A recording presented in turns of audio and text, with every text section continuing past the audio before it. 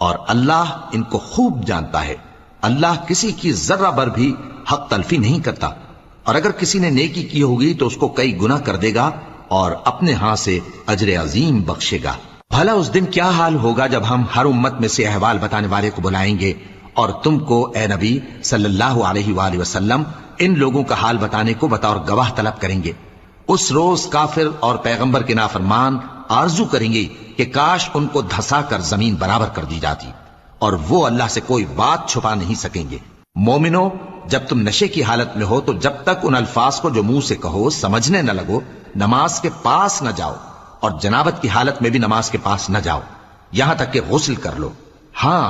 اگر بحالت سفر رستے چلے جا رہے ہو اور پانی نہ ملنے کے سبب غسل نہ کر سکو تو تیمم کر کے نماز پڑھ لو، اور اگر تم بیمار ہو یا سفر میں ہو یا کوئی تم میں سے بیت الخلا سے ہو کر آیا ہو یا تم نے عورتوں سے